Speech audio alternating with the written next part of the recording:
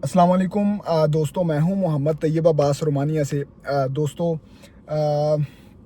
Romania work permit का जो process है, फुल प्रोसेस, उसके हवाले से मैं वीडियो बनाने जा रहा हूं। और बहुत सारे दोस्त दुबई से, पाकिस्तान से, मिडल ईस्ट से दोस्त पूछते हैं कि हम एजेंसी कैसे तलाश कर सकते हैं। तो मैं इसके ऊपर वीडियो बनाने जा रहा हूं और फुल जो वर्क परमिट का प्रोसेस है उसके ऊपर ये मैं एक डिटेल वीडियो बनाने जा रहा हूं। मुझे उम्मीद है कि अगर ये वीडियो देखने के बाद आपको कोई दूसरी रोमानिया वर्क परमिट के प्रोसेस के ऊपर वीडियो देखने की ज़रूरत नहीं पड़ेगी ये वीडियो देखने के बाद। ठीक है, अब मैं स्टेप बाय स्टेप लेके चलता हूँ चीज़ों को। अगर आप जो एजेंसीज, मैं तो आपको बाय नाम कोई भी एजेंसी प्रेफर नहीं कर सकता, लेकिन मैं आपको 2 से 3 एजेंसीज बताऊंगा जो रोमानिया के अंदर मौजूद हैं। और पाकिस्तान की एक जो वेबसाइट है उसके हवाले से मैं बताऊंगा, जिसके अंदर जो है वो आप जो रोमानिया का काम करती हैं एजेंसीज जो रजिस्टर्ड हैं, आप उसको देख सकते हैं। ये मैं आपको वीडियो के लास्ट पर बताता हूँ। प्लस मैं अभी आपको जो बताऊंगा वो ये है कि रोमानिया का जो वर्क वीज़ा का जो प्रोसेस है वो क्या है। ठीक है, जो रोमानिया का वर्क परमिट का जो प्रोसेस है ना, वर्क परमिट से लेके जो है वो क्या उसे कहते हैं, वर्क परमिट से लेकर वर्क वीज़ा हासिल करने तक का जो है वो प्रोसेस वो यहाँ पर कैसे होता है। अच्छा, बहुत सारे दोस्तों से पैसे लिए जाते हैं ऑफ़र लेटर के नाम से, इस नाम मतलब मुख्तलिफ चीज़ों के नाम पर कि ये होगा ये होगा। ऐसा कोई भी सीन नहीं होता। सबसे पहले तो आपके और डॉक्यूमेंट्स में आपको बताऊंगा कि कौन कौन से आपके डॉक्यूमेंट्स लगते हैं। जब आपने फाइल रोमानिया के अंदर सबमिट करवानी होती है तो आप इवन सिर्फ अपना पासपोर्ट सेंड करके भी वो करवा सकते हैं। पुलिस सर्टिफिकेट जब आपने फाइल स्टार्टिंग में देनी होती है तो तब ज़रूरत नहीं होती, लेकिन एजेंट आपसे तब इसलिए लेते हैं कि आपके ऊपर कोई क्रिमिनल रिकॉर्ड आपका ना हो। अच्छा, सबसे पहले तो जब आप अपनी फाइल देते हैं, पुलिस सर्टिफिकेट और पासपोर्ट अपना देते हैं किसी भी एजेंट को, किसी भी एजेंसी को, तो रोमानिया के अंदर आपकी फाइल ऑनलाइन जमा होती है इमिग्रेशन के पोर्टल के ऊपर। अब जो ऑनलाइन सबमिशन है उसकी जो तस्वीर है मैं वो यहाँ पर लगा देता हूँ। अब कोई एजेंट या कोई एजेंसी अगर आपकी ऑनलाइन सबमिशन ही 2-3 महीने तक नहीं करवाती तो वो समझ लें कि आपका एक एक्स्ट्रा टाइम ज़ाया हो रहा है। ठीक है, लेकिन जैसे ही आपने अपना केस दिया, अगर आपकी ऑनलाइन सबमिशन होती है तो जो एवरेज इस वक्त जो है वो टाइम मिल रहा है वो 4 से 5 महीने बाद का टाइम मिलता है। उसके बाद जो स्लिप होती है उसके ऊपर जो है वो जिस दिन आपकी ऑनलाइन सबमिशन होती है वो भी डेट लिखी होती है, और जिस दिन की फिजिकल की डेट मिलती है वो भी डेट लिखी होती है। ठीक है, अब वो जो टाइम मिलता है वो 4 से 5 महीने बाद का मिलता है।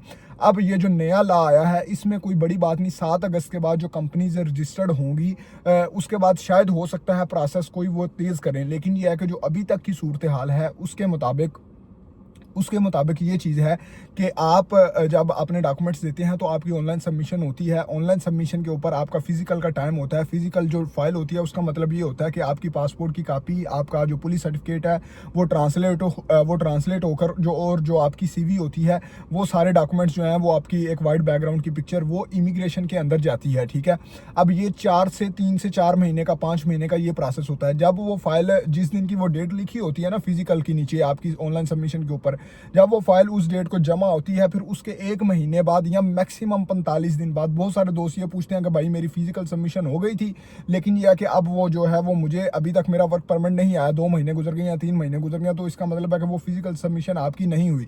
अब कई दफ़ा फिजिकल सबमिशन की स्लिप मिलती है, कई दफ़ा जो है वो उन्हें वाया ईमेल एक आती है रिटर्न में लिखी हुई। ठीक है, मैं फिजिकल सबमिशन की भी स्लिप यहाँ पे लगा देता हूँ, और जो ईमेल वाली तो वैसे कोशिश करूँगा अगर लगा दूँ। ईमेल तो वैसे मोस्टली वकील जो है वो नहीं देते। फिजिकल सबमिशन भी कोई बड़ी बात नहीं, अगर कोई एजेंसी या कोई एजेंट आपको जो है वो दिखा दे कि भाई ये आपकी फिजिकल सबमिशन है। अब फिजिकल सबमिशन हो गई तो फिजिकल सबमिशन के बाद जो है वो आप जो है वो क्या उसे कहते हैं, आपका वर्क परमिट आएगा मैक्सिमम 45 दिन के अंदर। जब आपका 45 दिन के अंदर वर्क परमिट आएगा तो आप फिर उसके बाद, अब यहाँ पे कुछ और भी पॉइंट्स आते हैं। बहुत सारे दोस्त ये पूछते हैं कि यार मैं अगर पाकिस्तान में हूँ, मैंने यहाँ से वर्क परमिट अप्लाई किया है, मैं इसके बाद अगर किसी दूसरी कंट्री में चला जाऊँगा तो मेरा कोई उसमें वर्क परमिट में फ़र्क तो नहीं आएगा क्या? ये वर्क परमिट सिर्फ पाकिस्तान के लिए था? तो ऐसा कुछ भी नहीं है। अगर आप दुबई में, मिडल ईस्ट में बैठ के या पाकिस्तान में, इवन कि आपने जहाँ पे भी बैठ के अपना वर्क परमिट अप्लाई किया है, आप बाद में अपनी अपार्टमेंट दूसरी कंट्री में भी अप्लाई कर सकते हैं। अगर आपने पाकिस्तान में रहते हुए अप्लाई किया था तो आप दूसरी कंट्री में जाके अपना वर्क अपार्टमेंट अप्लाई कर सकते हैं। और अगर आपने मिडल ईस्ट में रहते हुए, इवन कि मिडल ईस्ट का कार्ड भी आपने दुबई का या रेजिडेंस कार्ड या वट ओमान का कार्ड लगा के आपने अपना जो है वो वर्क परमिट अप्लाई किया था, तो आप बाद में पाकिस्तान में भी अपार्टमेंट अप्लाई कर सकते हैं। अब ये रही बात अपार्टमेंट अप्लाई करनी। अब डिपेंड करता है कि वो बंदा आपके अपार्टमेंट कितनी देर में अप्लाई करता है। जो वर्क परमिट का टाइम प्रोसेस होता है जो वर्क परमिट का टाइम प्रोसेस होता है भाई, वो टाइम प्रोसेस होता है 6 महीने का। 6 महीने के अंदर आपने 6 महीने के अंदर आपने जो है वो अपनी क्या उसे कहते हैं अपार्टमेंट अप्लाई करनी होती है, ठीक है। अब 6 महीने के अंदर आपने अपार्टमेंट अप्लाई की है, अगर उसके बाद आपको 1.5 साल की 2 साल बाद की अपार्टमेंट मिल रही है, तो इसमें ये नहीं होता कि आप जब अपार्टमेंट इंटरव्यू देने जाएंगे तो वो आपका वर्क परमिट एक्सपायर कंसिडर करेंगे, ऐसा कुछ भी नहीं होता। उन्होंने खुद ही आपको अपार्टमेंट दी होती है। और मैं अब यहाँ पे आपको शार्ट सा तरीका बता दूं कि कहाँ से, पाकिस्तान से इस वक्त 2 साल की अपार्टमेंट 18 महीने 2 साल बाद की मिल रही है, कतर से 2 साल बाद की अपार्टमेंट मिल रही है, तुर्की से जल्दी काम हो रहा है, दुबई से जल्दी हो रहा है, ओमान की एम्बेसी बंद है, सऊदीया की एम्बेसी बंद है, सऊदीया वाले कुवैत जाके इंटरव्यू दे रहे हैं, ठीक है। तो ये इस वक्त सिचुएशन है पाकिस्तान से और रोमानिया का जो वर्क वीज़ा है उसके हवाले से। अब नए लॉ के बाद जो है वो 7 अगस्त के बाद अगर कोई अपार्टमेंट या वीज़ा प्रोसेस तेज़ होता है तो कोई बड़ी बात नहीं है, ठीक है। ये चीज़ है। अब इसके बाद अगली बात जो है वो आती है, अगर मैं कुछ चीज़ मिस कर रहा हूँ तो आप कमेंट कर सकते हैं, मैं इंशाल्लाह उसके ऊपर भी आपको बता दूंगा। अब इसके बाद जो अगली चीज़ आती है वो ये आती है कि आपने एजेंसी कैसे तलाश करनी है। भाई पाकिस्तान में तो एक वेबसाइट है ब्यूरो ऑफ इमिग्रेशन, उसके ऊपर जब आप bureau of immigration and employment like इस तरह कुछ है, मैं यहाँ पे उसका स्क्रीनशॉट लगा देता हूँ, ठीक है। अब जो है वो इसको आप लिखेंगे गूगल पे, तो उसके अंदर जाके आपने रोमानिया कंट्री सेलेक्ट करना है। तो जो भी एजेंसीज रजिस्टर्ड होंगी, अब मोस्टली चांस है कि एजेंसी से ही काम होगा, डायरेक्ट कंपनीज भी ले सकती हैं, लेकिन जो कंपनी 2 साल पुरानी है, जो रोमानियन नेशनल की कंपनी है या यूरोपीय नेशनल बंदे की कंपनी है और लास्ट ईयर में उसके पास 50 से ज़्यादा मुलाजिम थे, लेकिन ये सारा कच्चा छटा तब खुलेगा जब 7 अगस्त के बाद जो कंपनीज रजिस्टर्ड होंगी उसके ऊपर, ठीक है। लेकिन आप ये है कि आप को मैं एजेंसी बता रहा हूँ, एजेंसीज आप इस तरह ब्यूरो ऑफ इमिग्रेशन वेबसाइट है, वहाँ से जो है वो आप तलाश कर सकते हैं। लेकिन अगर आप मिडल ईस्ट किसी कंट्री में है, दुबई में, ओमान में है या इवन पाकिस्तान में है, और अगर आपके पास कोई हैवी स्किल है, ठीक है, तो जो है वो उसके पास आपका उसका एक्सपीरियंस है, तो आप उसकी सीवी और उस काम की वीडियो, एक रोमानिया के अंदर एजेंसी है वन स्टाफ और एक और एजेंसी है ईजू जॉब्स के नाम से, मैं इन दोनों के स्क्रीनशॉट यहाँ पे लगाता हूँ, टिकटॉक चैनल लगाता हूँ।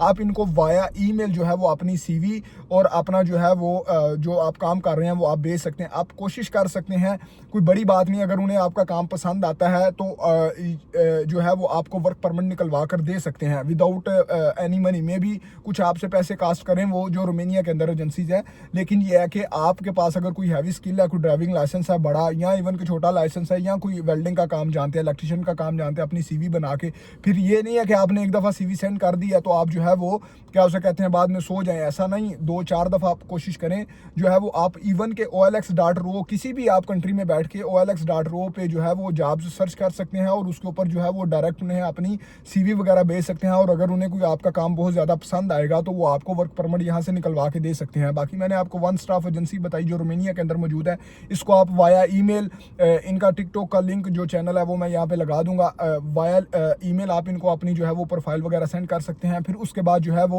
पाकिस्तान से ब्यूरो ऑफ इमिग्रेशन मैंने बता दिया, और साथ साथ मैंने अपार्टमेंट का टाइम भी आपको बता दिया। और अगर आप रोमानिया जो है वो आप सेलेक्ट करने जा रहे हैं तो आपको ये सारी चीज़ों को मद्देनज़र रखना होगा। तो बाकी उम्मीद है कि ये वीडियो जो है वो काफ़ी हेल्पफुल साबित होगी आप दोस्तों के लिए। अपना ख्याल रखिएगा, मिलते हैं एक और नई वीडियो के साथ। अल्लाह हाफिज़।